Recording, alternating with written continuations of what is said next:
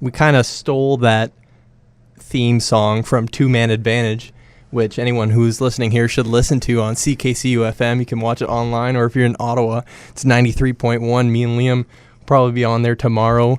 And from noon till 1 on Thursdays. Yeah, so make sure you tune in. Just a little plug there on our own podcast. And we got a special guest in studio. That's right. That's a voice you've never heard before. That's Brent Heeney. He's a roommate of ours and a sports expert as well. We're excited to have him on the show. How are you doing, Brent? I'm pretty good. Thanks for having me, boys. It'll be a good sports discussion. For sure. So, what do you want to talk about first? I guess we'll talk Raptors. They've since been eliminated from the NBA playoffs since our last podcast, our last Raptors talk. They lost pretty comfortably in Game 6 in Toronto to Cleveland, and Cleveland now moves on to the NBA Finals.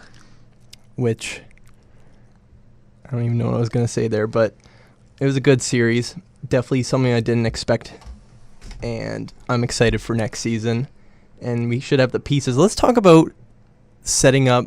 Let's talk about this offseason and what the Raptors can do to be contenders next year. Do they need to change much, Liam, do you think? I think you kind of have to keep the same, or stay the course at least. Obviously, DeMar and Kyle both proved a lot this playoff run, and now DeMar DeRozan is an unrestricted free agent come the summer. Obviously, number one priority is to keep him in the building, and I expect them to. We'll see what happens. But keep the same pieces. You can take a run at a Durant or another high marquee free agent, but you're probably not going to land them with it being Toronto. So stick with the same core. Give them another year to build, and who knows where we could be a year from now. Brent, what do you think, based off this playoff run and with the pieces they have, if they were to keep the same lineup, do you think they would be able to beat the Cavs ever?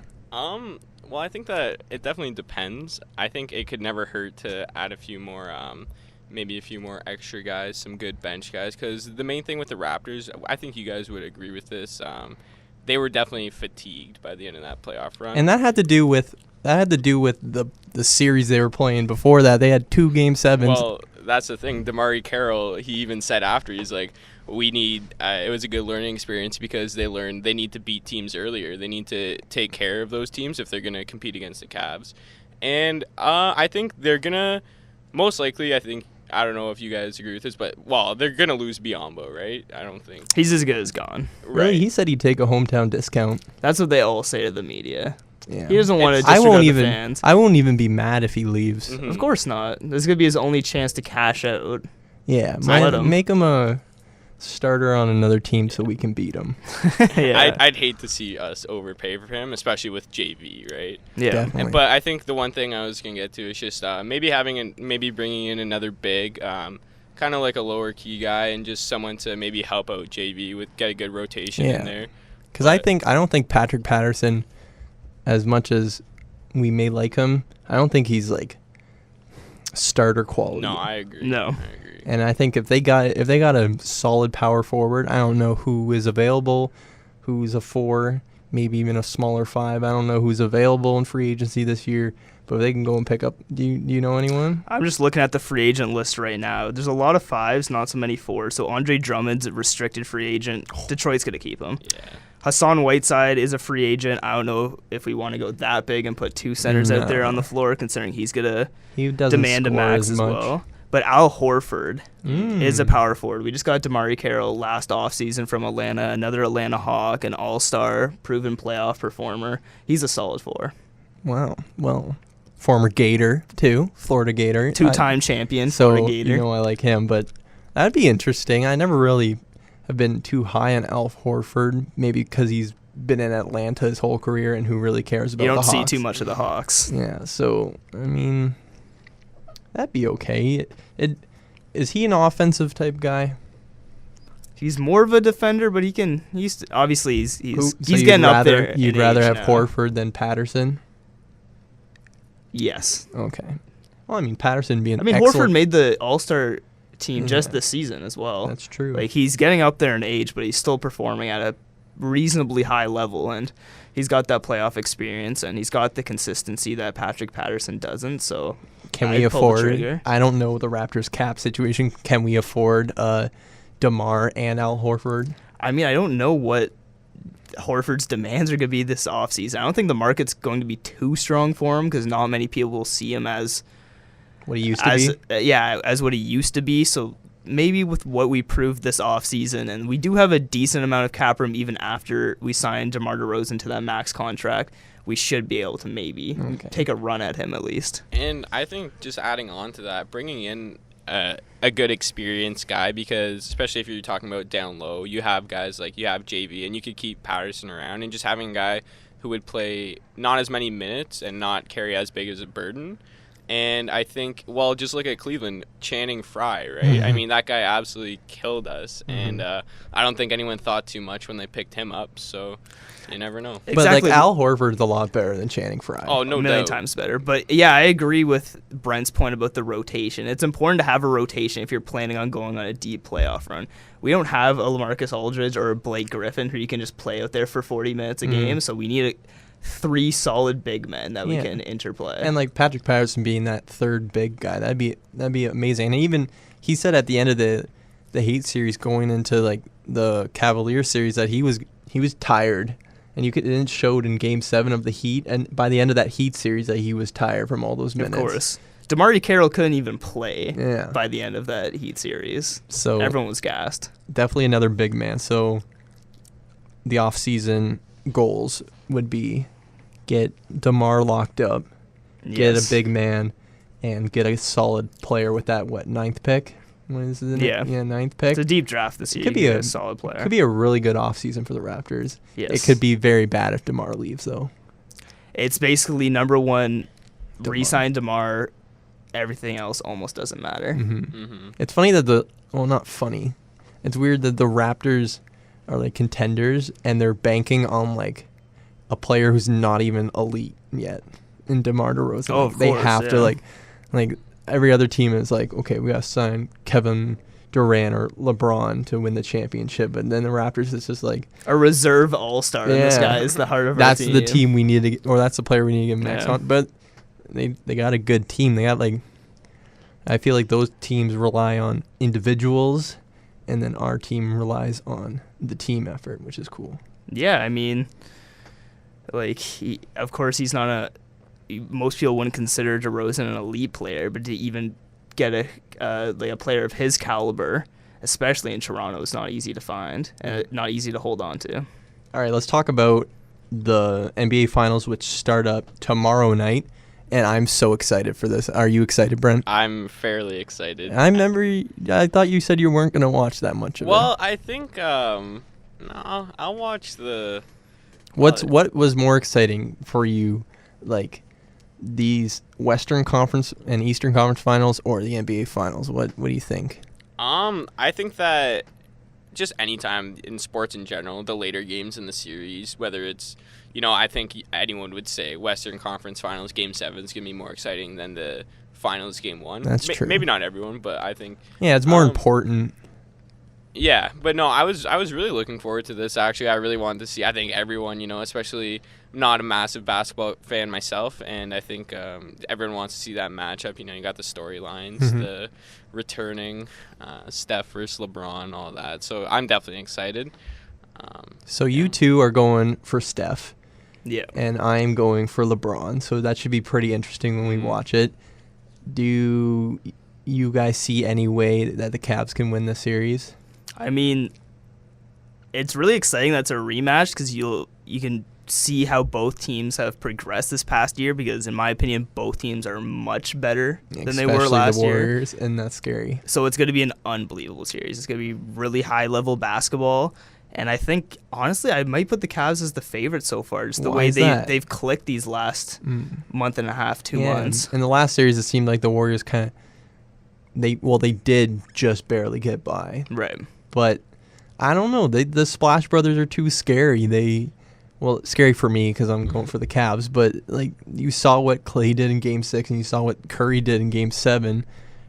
Well, I'm sorry to cut in. But, go for it. I think that's what it does. It's a double-edged sword. You know what I mean? I think it makes the Warriors very scary, but then you also see the Warriors, if the Splash Brothers are off, they're not you know what I mean? They're very beatable. They live and die. So I think that's a as much as it's a scary thing, I think it's also an opportunity. You know, once I think, especially being the Cavaliers, they're familiar with this team, and they see, you know, they're gonna see Steph or Clay miss a few shots, and they're gonna get amped, and they're gonna want to they're gonna be like, all right, you know what, we can beat these guys, but you know, and I think as much as Steph and Clay sometimes they just get into their zone, we watched the Cavs shut down the Raptors 3-ball. You know what I mean? They can defend the 3. I think.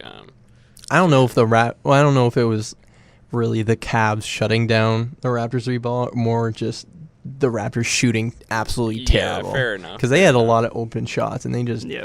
But, I just think the scariest thing it has to be for the Cavs is, even though Steph was the MVP and he was great throughout the playoffs, you could see his confidence kind of slip in the finals, and the Warriors still won in 6 games. Like, Iguodala ended up being the MVP. Steph played okay.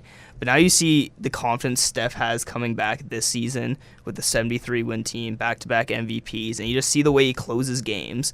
Like, I don't know if you guys have watched the Warriors consistently throughout this playoff run, but you see at the end of games where their opponents kind of cut into the lead and they come a little close, and Steph always finds a way to make a big layup or a big 3. Yeah, it happened in Game 7 again, where he's the best. You can debate whether or not he's the best player in basketball, but he's the best closer. And if they get a lead and they got those jump shots going, then of course the Cavs don't have a chance.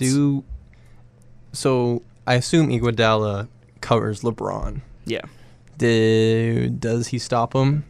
Did he stop him last? He slowed him down more than anyone could. He was an MVP based off his defense. I kind of want to go position by position here. Point guard, who's got the better tape. Yeah. Point guard, who's got better, Kyrie or Steph? Obviously Steph. We don't need to debate that. But okay, what would you rate Steph a 10 out of 10, right? Yeah. What's Kyrie then? Like a 7? A 7, yeah. Okay. And then you got shooting guards, Clay versus Smith. No question, Clay. What's Clay, like a 9? Clay's a 9. And JR's like a 6 or 7. Yeah. Okay. And then you got the 3, which is LeBron versus Iguodala. Yeah. What would you say there, Brent? Yeah, Brent, what do you say there? Well, I think you got to give in that position LeBron's a 10, and I don't know. Iguodala's probably like a 6. Yeah, 5 or 6. Yeah. Okay, so who's the 4? We got Kevin Love. Kevin Love and Draymond Green. That's an interesting one. That's the most interesting match. Brent, what's your take on that? I was going to say, I think that Draymond will shut Kevin Love down completely. I mean, Luis Scola shut him down quite a bit. Like, I watch a lot of the Kevin Love-Luis Scola matchup, and Luis Scola, in the games that he did shut him down, he was playing some pretty good defense, but then if you watch directly, like, I remember Liam and I were watching, and we just saw, like, Kevin Love hit a somewhat open 3, and you see Scola is just nowhere to be found, right? You know, if they put Draymond, it's just, I think he's, obviously, the kicking incident, but other than that, I think he's a good, disciplined defender who really knows the game. Like, he knows that he's a very intelligent defender. So Draymond's better defensively? 100%. Yeah, I agree with Brent. I think Draymond has a big series, and I think Kevin Love has his struggles. So what do we rate them? Draymond's like, what, an 8? And Love's like 9. a 7? Yeah. 8, 7, 9, 7? Yeah, 9, 8, 8, 7. You got to give Kevin close. Love a little bit of credit. He's still Kevin Love. You still got to fear him a bit. If you see him taking a shot from 3, you're still going to wait. It's hard to weigh his worth on that team. That's true. You know, he sprinkles in little shots here and there, and like he can play okay defense, but he's not really an all-star anymore. If he was on his own team like he was in the Timberwolves, I might rate him higher, but Draymond's much more valuable to his team than Kevin Love is. What were you going to say, Brent? Well, no, I agree with that, and I think just looking at it from you're looking at like a Kevin Love, I think, like from what I saw and from what like I see from him, he's a good offensive player. But I like just the matchup of like Draymond. I see him as more of an all-around player, and I see Draymond as like a defensive powerhouse almost. And I just think that that's something Kevin Love is not. And even if Draymond isn't putting up points, they don't really, they got Clay, Steph, Yeah, Draymond only put up 11 in that Game 7. Exactly. Draymond will do what he needs to. He'll hit threes when he has to. He'll play good defense when he has to. He just does what it takes to get his team the W. And then the last matchup is Bogut versus Tristan Thompson. Yes. Bogut. Okay. Bogut versus Tristan Thompson, and I give that to Tristan Thompson. Yeah, I mean, neither's great, but yeah, I think Thompson's definitely better. Yeah. At this stage in their career. Are the Warriors good defensively in the paint? they're not great, but they're good. Because that's what old Bogut is at this point. He's a rim protector, he's a paint protector, and that's about it. So could He's a LeBron, shot could they blocker. burn them in the paint? Could the Cavs burn them in the paint, whereas the Warriors will burn them from 3? And the Cavs can shoot threes too. Yeah, I think they could burn them in the paint if they had the personnel to burn them in the paint. I don't think the Cavs do. LeBron's a great finisher. Kyrie's a pretty good finisher. That's about it. So I think if they had the personnel that weren't jump shooters, they were players that get into the paint and they get those easy shots for themselves, they could burn kind of a hobbled Bogut and a smaller Draymond, but they're jump shooters, so I don't think they will. Interesting. Yeah, I think Golden State proved a lot against. Isn't Oklahoma's one of the biggest teams in the league, right? I mean, with you got like Steven Adams, KD, all those guys. Serge Ibaka. Yeah. They got some Roberson too is in there, and they got some pretty big guys. And I think that Golden State did a good job for the most part against a big team, and I think they proved that all season that it's not their strong suit in the paint, so they don't they beat you other ways, but they still managed to do at least enough defensively. Yeah, that's where their struggles were in that series and how they fell down 3-1 was Oklahoma City kind of used those big men to their advantage over the Golden State's smaller lineup, and then Golden State was able to adjust and obviously come back and win that series. Yeah, Steven Adams was a monster. So. Do you agree? I agree. Really? I don't like Steven Adams at all. You But have I to will admit he's a he good was- player. Yeah. Just on an off note, he that was just looks weird. he Fair enough. played no minutes down that stretch of that Game 7, which was really odd. Yeah, I don't know about that. You don't know about that? Well, I don't know why. Like that's Oh interesting yeah. that he Oh wasn't yeah, I playing. see what you mean. Definitely no question. He's an odd-looking guy. Definitely. All right, before we go into hockey, let's talk some baseball because you got the Jays jersey on, Liam. Well, let's Okay. not mention what Jays jersey he's got on. Oh yeah. It's a mystery. Yeah, let's He's leave got that to a mystery. He's got who replaced the Ben Revere jersey. Whoa. Oh, Ben Revere's gone. I forgot. All right, you guys have been following Jays. I have kind of not really been following Jays because I've been in a basketball and hockey mood. Tell me about the Jays so far. Fill me in. All right. Well, so far, I like what I see. Honestly, You do? They're you know what? They're a 500 club, They are 2 And- games above. right? And I don't know. I And think only 2 games behind. yeah. That's the thing is that it's. I was telling Liam about this the other night. The AL is much worse than the NL, and I would argue anyone on that. And especially, I'm not saying, like, I think just looking at this season, but yeah, no, from what I've seen, just sticking on the Jays for now, but the Jays, offensively, the bats are going to come around. They're still a 500 club, and if you look at their batting averages, you laugh. None of their big guys are batting over 250. Donaldson just got up to 257. He's starting to heat up. But everyone else, like Bautista, is batting like 230. Edwin's batting 230. They are producing, however. But I think you'll see them start to put the ball in play more, less strikeouts, and they're going to start hitting. And the rotation was probably the biggest question coming into the season. I think whether or not I don't think people said it was going to be awful, but I don't think it's been great. It has been good, Really? like, exceptional. I've heard a lot of people complain about it. I would strongly disagree because here's the thing: Stroman has been bad. I think his ERA is honestly it's either high 4s or low 5s, but he's going to come around. He's a competitor. When it comes down the stretch, he's going to start going deep into games, and I have faith in Stroman. But seeing guys like Hap's been amazing. Marco Estrada's been great. Dickey's always been a question mark, and Aaron Sanchez has been good. He's definitely exceeded my expectations, at least as a starter. But I'm not to cut you off or anything, but I'm looking at Stroman's stats, and he's got a 4.46 ERA, and he's 5-1. yeah, that's just that speaks volumes to the Jays' offense. Yeah. Right? They can always win games, but yeah, wow, I thought it was a little higher, but yeah, I don't know. I've seen him recently. He's lost some pretty big games. The Jays just got Jason Grilly. Oh yeah, I like that. I definitely like that pickup. He had a really good 2015 season. Mm-hmm. Not so much this year, but I mean, how motivated are you playing on the Braves? You never really coming out of the bullpen for that team. So Well, he's a proven guy. He should help. I agree, definitely. I think you got. I don't know if I'm pronouncing this right, but Biaggiani. I think he's got. Biagini, I don't know. I don't know. He's got under a 1 ERA. He's got .86. Yeah, he's been doing great, but the bullpen's been bad. Like any way you cut it. Brett Cecil.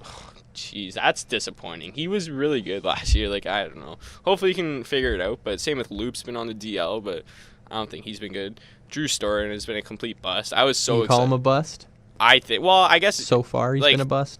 technically speaking, it's a little early to call him a bust, Mhm. but I think I was really excited. I like the Nationals. I follow them quite a bit. And I watched them last year, and great pitcher. And I saw a lot. He's got an insane slider, and I don't know. He's just not. Maybe it's the AL East. Maybe it's just better hitters, smaller ballparks. You never know. But yeah, no, I'm an optimistic Jays fan right now. I think 500. I don't see Boston. Boston's a hot team. Like, if you look at their lineup, everyone like David Ortiz is having a ridiculous season. Yeah. And I think I could see them winning this AL East. So Oh, I made a mistake. They're 5 games back in the AL East and 2 games back in the wild card. right. And yeah, I get what you mean about the AL not being as strong as the NL, because look at the contenders in the NL. San Francisco, Dodgers. You got that Central Division. You got the Nationals and the Mets. A really good team is going to miss the playoffs. Mm-hmm. Completely miss the wild card. It's unbelievable. Hey, the Marlins are above 500 this year. Would you look at that? Wow. I mean, can you check for me? Are the Phillies? The Phillies were above 500, which blew They my are mind. 500 right now. That's still ridiculous for that team. And the Braves are absolutely, they're 16 games back already. Yeah, they fired their manager. They're the worst team in baseball right now. Yeah, Actually, they're tied with the Twins. And speaking of which, that AL Central is terrible. Yeah. I think so. The AL Central. Yeah, okay, for sure. I thought we were still on the NL. But no, like the AL Central, I think Kansas City will win it. I think they will too. I don't think that's... Is Mike Moustakas' injury not I don't big enough to make a difference? I on don't that think team? I don't think that division's strong enough. Now that Detroit's completely fallen out of it, I don't think that division's strong enough to even catch Kansas City. Even if Kansas City has like a high 80, no, not high 80, like a low 90 wins. Mm-hmm. I didn't Nobody will mind. catch them. I was White Sox got off to a great start, and I was kind of like, wow, you know what? This team, they have deep starting pitching with they have some of the most underrated pitchers. You got guys like Quintana, and then obviously Sale. Mm-hmm. Sale is unbelievable. Can't say enough about that guy, but they are a very spotty team, very unproven in a lot of ways. Young team, definitely. But Todd yeah, Frazier's been a beast though. yeah, definitely. I think that was definitely a big move, but I don't think. Well, you never know. I never. They're only 2 games though. Right, But but they have lost 7 of their last 10. yeah, they were off to a very hot start, but Mhm. I don't like that division. I also Yeah, I don't don't like like the that. AL West, and I don't love the AL East, so I don't know. Yeah, it's kind of, well, yeah, just the NL is very stacked, Mhm. and that's tough for me because my Cards are 9 games out, and they're in the exact same. They have the exact same record as the Jays, and it's like Yeah. already slim It's tough, because the but Cubs are just nasty. I think for your Cards, they can get a wild card. I think so. I like their team. Yeah, they're only 2.5 out. I could of see them getting a wild card, but like for the me, Mets. it's ridiculous. I think honestly, it's gonna be. I hate to say this because I'm a pretty big Dodgers fan. Dodgers are definitely my NL team, but it's either gonna be them. It's probably gonna be them who misses out. Out of those really good NL teams, because Them are the Cards. honestly. 'Cause Pirates are a great team. Cubs are winning that division. I don't know if anyone would argue with that. No, they're already 6.5 up. I mean, it's early, but they're 20 Yeah. games above 500. I like what the Pirates have been doing. I think their rebuild went very well, and I think they're just going to keep growing, and they're going to keep getting better, and they got some great guys on that team. I love Garrett Cole, and then you got the Nationals and the Mets. Those are 2 really good teams, let me tell you. You got Strasburg's 9-0, and everyone wrote him off, right, when you got Tommy John early I on, did. but I certainly did as well, even being a Nats fan. But yeah, that's gonna be a fun one to watch. I think it's gonna be neck and neck all year, Mets and Nats. But I'm just looking. I just looked at the Jays' home record right now. They're 1 game below 500. That's brutal. Yeah, not very good. absolutely. Brutal. All right, you want to throw it into hockey now? Yeah, why not? Or Also, one more. Do you have anything to add there? Just one thing. I don't know if you guys saw this, but apparently Bautista was talking to Sports Illustrated this week and told them that he loves the city and he would be an idiot not to go back to the Jays. That's a lot of talk. Yeah, I think he's just buttering up the fans. So. Exactly. He wants. I like what he's doing because there are I think a lot of fans who don't know maybe too much about the whole Bautista scenario, and they're going to see that and be like, all right, this guy's in it. And I think Bautista is in it, at least for this season, and I think he's going to, like, with this team, he's going to go all out and give it his all to try and win a championship this year. But this guy is, I don't know. Bautista, if he wasn't on the Jays, I would not like him. His whole attitude screams, give me big money. That's just, I don't see him taking. He already said he's not taking a home game discount. Exactly. So maybe I'm wrong, but I can kind of see how this is going to play out. He's saying stuff like this, like he loves the city and he loves the team and he wants to retire here and blah, blah, blah. And then when the team doesn't give him this huge contract that he wants, but he obviously doesn't deserve, then it's just going to make upper management look like the bad guy. Right. And I think anytime a guy who's at his stage in his career and Bautista's age asks, and there's talks of him mentioning a $150 million contract, that's blows my mind. I don't think anyone. How old is Bautista? He's 38. No, 30. He's 36. 36. Okay. That's high 30s, and you're asking for that much. Yeah, that's ridiculous. You have to be mid 20s or mid high to late, 20s. Yeah. And I would argue that if Bautista was a young 30s player, I'd pay him. I'd give him everything. Like you saw what the guy did in the playoffs, and he's a player that I want to see them spend a lot, but I don't want us to. In a few years down the road, let's go after that big free agent. But we have to Bautista batting 190 in the last year of his career, and we're paying him. He's the highest paid player on the team. He's probably only got like a couple more years of prime left in him. Yeah. Well, speaking of that kind of stuff, I think I absolutely, from the beginning, and I've been an advocate on the R.A. Dickey for giving up like Syndergaard, and that whole offseason was, in my opinion... Like, at the time you were saying this? Oh, at the time, yeah. I thought that offseason was a mess, and I thought they completely rushed the rebuild completely. I didn't love the fact that they went after, I don't know. The fact that they went after guys like Burley and Dickey didn't... Because everyone else was excited about that offseason. At the time, I think I was, but I was also very skeptical, and I thought a rebuild in any sport is a process, and the Jays were trying to jump the process through free agency and trades. Like, a Danny Hetcher... the list of the guys the Jays gave up is insane. They would be a powerhouse a few years down the road with those guys. Like, look at Syndergaard's numbers, and it just makes me cringe when I think we traded Syndergaard for Dickey. And we gave up Travis d'Arnaud as well in that trade, and it honestly hurts. I remember I was really hyped at the time, but now looking back at it, I'm very disappointed. Mm-hmm. Yeah. Oh. Well, I don't know. I think they could still go to the World Series this year. Oh, I think that, with all that being said, you got a lot of guys. You got a ridiculous lineup, and you got some. And they got that lineup by going all out again, saying this is their time to win right now again. Definitely. All right, let's hop into some hockey. Yes. Penguins. Game 2 tonight. Yeah, Game 2 tonight, and once again we're split on this series. I'm going for Sharks. Are you going for Sharks? I'm going for Sharks. Oh, okay, so that's only Brent, and it's only because of one guy why he's going for the Penguins, or is it more than that? Well, no, it is. It's just Phil? I really would love to see It's Phil. just the U.S. Well, the American not dropped out. I don't know what to call it. Snub. The snub. There The it is, snub yeah. next.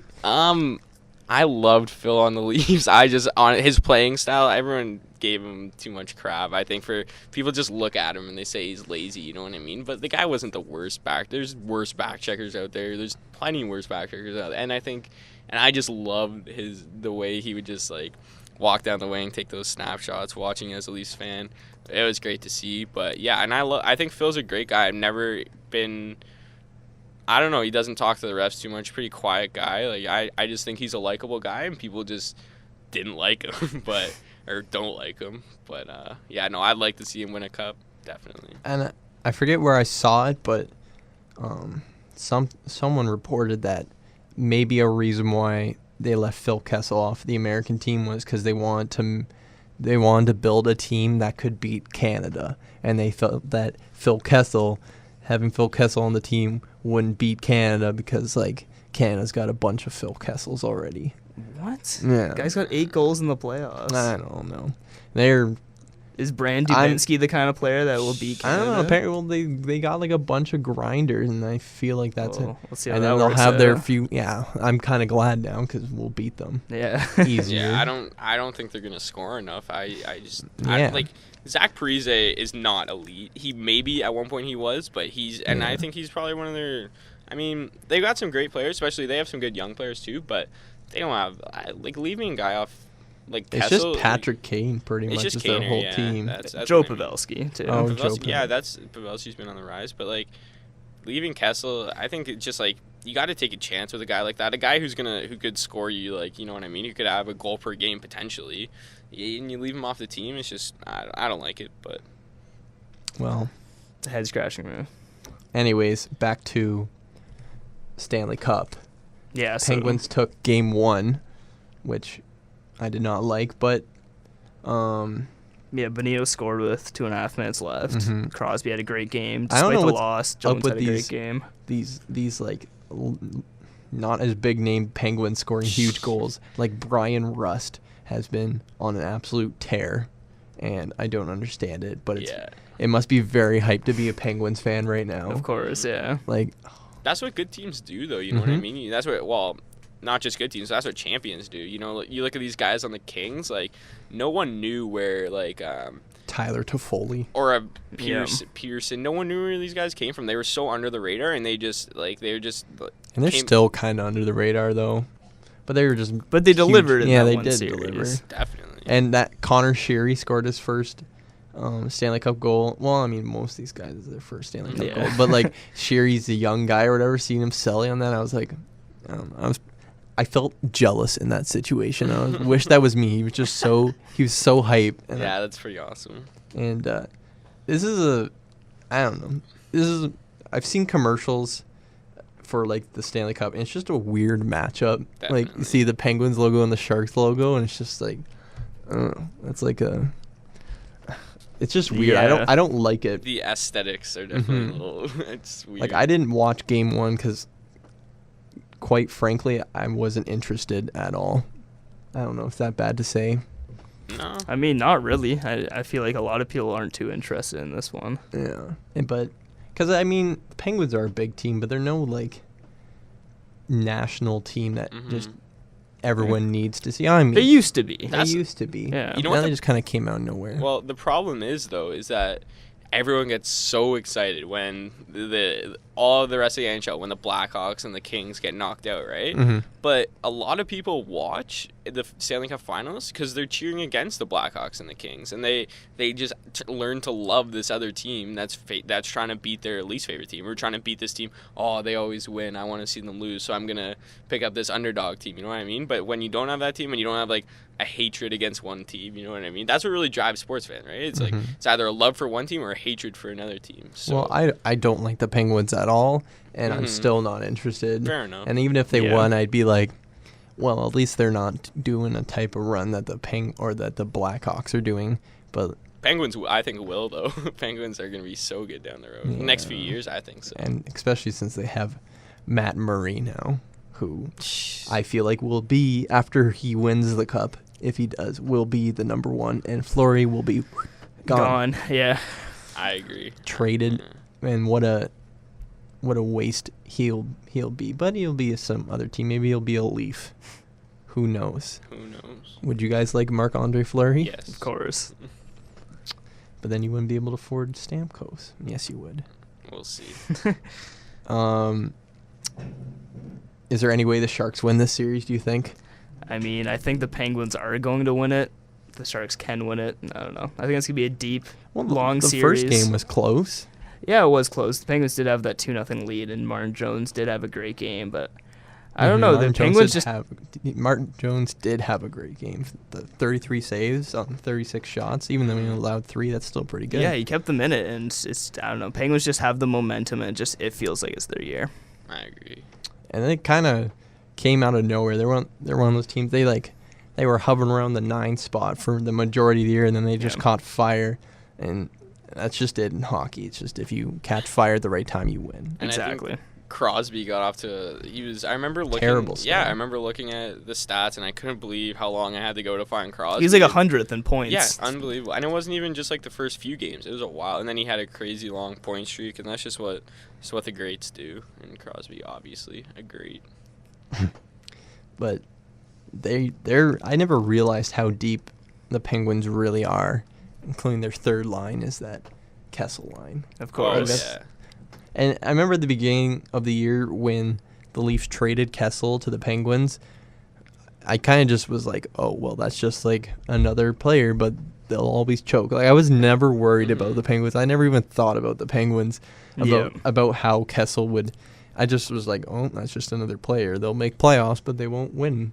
And now all of a sudden they're doing it. And I think Kessel's a huge part of that. Of course. I think he might even be the biggest part of that. Well, he always scored goals in Toronto, obviously, but now he's scoring goals that actually matter. Mm-hmm. And it's also it's a matchup thing, right? Now you got 3 elite scorers on 3 different lines, right? That's what and that's just like that really forces the other team's hand in terms of defensively. You can't have no team in the NHL has 3 shutdown defensemen, right? Yeah, even as good as the Sharks' defense is, Brent Burns can't cover everyone. Yeah. Marc-Edouard Vlasic, can't say enough about that guy. I absolutely love him. Great He defensive made Team player. Canada. He is very underrated because defensive defensemen are never rated too high, right? Mm-hmm. You gotta, if you're gonna be a great defenseman in a lot of people's minds, you have to be scoring a lot of power play goals or doing all those kind of things. But Vlasic is just, if you watch him play, that's I think a lot of people, that's just how you should play the game as a defenseman. He's just great with his stick and great. I feel vision. like that's a good point. Defensive defensemen don't get the credit that they do. They're never really seen as like all-stars. You'll see like Vlasic on Team Canada, and you're like, oh yeah, isn't that guy on like the Sharks or whatever? Yeah. And they do so much, and they're like so worth the money that they're paid, but nobody cares because they don't score goals. Well, people are baffled when guys like Chris Letang are left off Canada's roster, right? Mm-hmm. And guys like Vlasic are put on. That's the thing. Chris Letang is like the prototypical offensive defenseman, right? He's always up in the rush, and like I like that. I think that's definitely necessary, but I just think Canada has enough of that with their offense. I think you don't need offensive defensemen when you're Team Canada. You need good guys like Marc-Edouard Vlasic. That's exactly it, and I think that's why they left PK off too. Totally agree. That's why Totally guys agree. like Vlasic and Muzzin make it, Mm-hmm. and they supposed superstars don't make it every Olympics. Right. The last point on defensive defensemen is Chris Phillips retired, and like, does anyone care really? Not really. Was he a care. first overall pick? He was the was, first yeah. overall, and Sens fans probably care, but the rest of the league's like, oh yeah, that was that guy who played a long time in Ottawa, but he was the defenseman in Ottawa for a long time. But because he was defensive defenseman, nobody really cared. Exactly. And that's, I don't know, that's kind of sad, but I don't know. Fans love hockey. All right. Before we wrap it up, Brent's got an interesting story about Tiger Woods. Well, I think I don't know if too many potential viewers would care too much about golf. I think everyone in the listeners, sports world, Brent, listeners. Sorry, not viewers, right? Why? We love golf. Well, I think so. Even if they're not interested, we're interested. All right. And I think especially talking about Tiger Woods is just one of the great dominant athletes. And so a lot of people saw Tiger didn't really announce that he would. Well, it's always been a mystery, especially the past few years with his back injury, when he'd be playing. And when he wouldn't be playing, like when he'd be coming back. So he didn't really make an announcement, but he registered for the U.S. Open, which is coming up, not this weekend, but the one So that following. means he's officially playing. He is playing in the U.S. Open. A lot of people thought he'd be playing this weekend at the Memorial, the Jack Nicklaus tournament, but he won't. And so the interesting thing about Tiger is there was a viral video that was going around of Tiger, because everyone wants to see, like, these. I've seen, like... Is this a recent viral video? Fairly recent. A couple weeks, but... So anything with, like, everyone just wanted to see Tiger taking full swings. America absolutely loves Tiger. It's ridiculous. And I love Tiger. I definitely love Tiger. And I love Tiger, too. I don't know if you have an opinion on Liam, do you? I mean, I wasn't too into golf when he was, like, in his prime, but, Right. like, I appreciate him, I guess. Anyways, continue.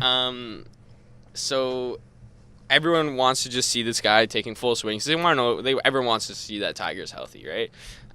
So a video came out where Tiger and a lot of people I know, I had a lot of buddies who were so upset about this video, and he was at some kind of a lot of people didn't really know, because that's what the media does, right? Especially in interviews, they like skew it so that you only see certain parts, you only hear certain parts.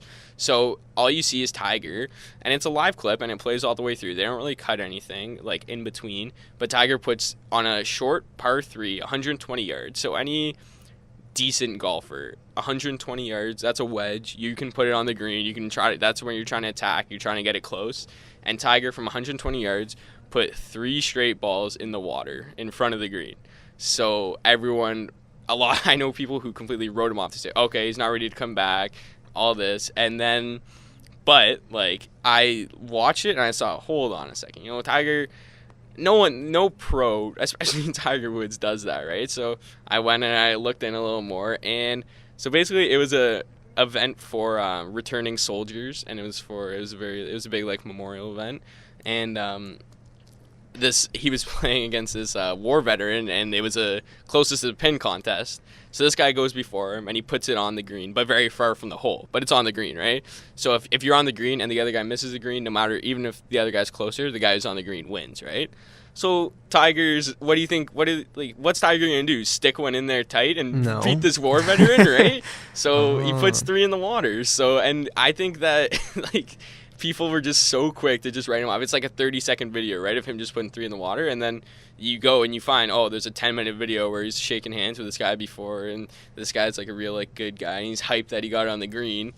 You seriously expect Tiger to go, and I don't know. That's some good investigative journalism, Brent. Hey, wow. Yeah, you Thanks, should guys. come to our program. But that's definitely an example of how the media can skew it. But how amazing would it be to see Tiger Woods win another tournament in our lifetime? I'd shed a tear, personally. Would you? Yes. I would be very hype. That'd be amazing. Especially definitely a major would be unbelievable. And I don't know. Yeah, I get it. It's very tough to say. It's very tough. He's still so young in golf terms, right? Like, he's, I think, 8 years younger than Phil Mickelson, and Phil Mickelson's competing in majors, I just think he's rushed too much. Like, it's a back injury. A lot of golf, it's like a lot of your swing comes from your core and twisting. So you're saying he like felt the pressure to get back out there and rushed it? Well, yeah, and I think he's one of the all-time great competitors. He had a hard time just sitting back and watching these other guys, like these young guys like McIlroy and all these guys getting all this hype. He's like, I want to be out there. I think I can win. But I think he rushed it, and and everyone kept saying, when's he going to come back? I want him to come back. And I'm not upset when he says he's going to be skipping this tournament or skipping that tournament. I want to see him get healthy. See, I don't know if, like, I'm going to ask you, Brent, because you're a more knowledgeable golfer than either of us. But I don't know if there's any truth to this, but I heard people talking about the reason Tiger's had all these injuries over the last, it's becoming several years now, is because he just swung too hard, and it caught up to him, and it's kind of took a toll on his body. Definitely. And it's just all it has to do is just every golfer has a different swing style, right? And Tiger basically created, like, he had one of the most like athletic swings, just you'd hear a lot of people describe his swing as violent, and I think that that's definitely a thing. It just took a toll, and that's the problem is people like me, I make the comparison to Phil Mickelson. Well, Phil Mickelson has had a very quiet swing, and not very quiet, but definitely more quiet and definitely less violent than Tiger's swing. So his longevity has been better. Yeah, exactly, and I think that's like maybe, who knows, maybe you could make an NFL comparison where Phil Mickelson plays more of a different position, and he can have a longer career because he's not playing as intense, and he's not a running back anymore. Exactly. Maybe Tiger's a running back, but Phil's a kicker. Yeah, sure. No. Jason Duffner's a kicker. Jason Duffner's a kicker. You talk about guys like Duffner and those guys, they can play till they're 60 and shoot under par because they're just all hands, right? Mm-hmm. Like guys like Tiger, guys like Ricky, Rory, not Spieth, but Ricky and Rory definitely are just very athletic, and they just go for it all the time. Yeah, and guys like Spieth just have great hands, great knowledge and stuff like that. Except for when he put it in the water in the Masters and gave me the Masters win with Danny Willett. Oh yeah, wow, that was pretty Speaking big. of that, let's talk U.S. Open picks right now. Okay. Give your pick. No, Liam, don't even look it up because it hasn't even been announced. You got to go off your knowledge of golfers. Jeez. Okay. All right. Jason Day, world That's number not one. fair. Hey, you know what? No, you should pick And- who you think's gonna win and who you want to win. Jason Day and Jason Day. Oh, why do you want Jason Day to Jesus. win? Do you like Jason Day? I mean, kind of. What's wrong with Jason Day? I guess there's nothing to not like about him, but No, like I like Jason Day. he's just like dominant all the time. I thought you would pick like an underdog. I mean, I respect his dominance, and I want him to get a major. well, Doesn't he have a major? Of course, he has a major. So am I said saying- another major. Oh, you Alright, said fair enough. a major. No, I shouldn't say. Of course, he actually won his first major at the end of last season. So, Mm. but I think that Spieth will win. I am loving Spieth right now, and he just won actually last week in his home state of Texas, which is huge for him. He said he really wanted that, and I think that he really conquered that Masters loss. I think he can just put it behind him, but I think Spieth is going to win. I'm a huge Ricky Fowler fan. I'd love to see him win. And also what I want to see on Sunday is I want to see another Smiley Kaufman, or I want to see a Justin Thomas, or A maybe- Bryson DeChambeau. Oh, I don't know about that, but Bryson DeChambeau. If anyone doesn't know who Bryson DeChambeau is, like Google him on the Masters and look at his hat, and that's why we don't like him. Yeah, well, I think he's just, I don't know. He's you can tell his whole attitude by his hat choice. Yeah, I agree. Very cocky. Well, Well, I think he's. I don't know. I think he is. He's cocky, but I don't know. I don't. Just hate every the time he was guy. taking shots, we were making fun of him. It's true, His and he's stupid hat. Yeah, and like he's just a thing. He's very like scientific, and a lot of it has to do with math in his game and stuff. And I don't like that. I like the guys who play with their, go off feel and go off like gut feelings and stuff like that. But yeah, no, I would love to see like a young up and comer just in there on Sunday. But I think Spieth will win. Mm-hmm. I am probably going to say Spieth will probably win too. Mhm. I hate to agree with Brent. And as in terms of who I want to win, I want like one of the four of Ricky Fowler's Snapchat, except for Smiley Kaufman, to win. Either JT or Spieth. I like Spieth. Yeah, Spieth's Or, a cool dude. and especially Ricky Fowler. Yeah. And yes, I don't like Smiley Kaufman. Oh I don't even know Jesus. why. I love. I Smiley Kaufman. think just because like in the Masters, he just like was in the top group at the end, and I was like, who is this guy? Why is he? And I didn't even realize that him and Spieth were friends. That's kind of cool. I didn't even Yeah. realize that. Well, I think like Smiley. I don't know. I've been following him like a decent amount. I've seen a lot of interviews, and he just seems like a really down to earth, like cool guy. But yeah, I think anytime a guy like that is in their final pairing on Sunday, they're gonna like 9 times out of 10 they're gonna choke. Not everyone's like a young Tiger. Tiger didn't choke. Not in his everyone's first a few years. you, Brent. Hey, maybe. Hey, we went out to the driving range. Yeah. You're a young stud out there. Hey, I appreciate that. You're coming around. But honestly, though, anyone who wants to follow a very good golfer on Snapchat, follow Ricky Fowler at Ricky Yeah, Fowler 15. definitely. It's really entertaining. I love just watching him going out there just with the boys Yeah. and playing some golf. It's I don't know. I want his life. And I'm Oh. sure you really want his life, Brent. Oh Like my I'm goodness. I'm not a casual golf fan. I kind of follow it. Brent's like a hardcore golf fan, and if I'm jealous, I can't even imagine how Brent feels. Oh my gosh, yeah. Well, boys, it's been a good show. It's been real, boys. It's some good discussions. Nice to have Brent on the show. Hopefully, he comes back in more often. Hey, I'd be honored. It would be fun. Yeah. Leave a comment down below whether you think Brent should come back. Let's hear a vote. We listen to the fans. Yes. Hashtag bring Brent back. Yeah, let's get it.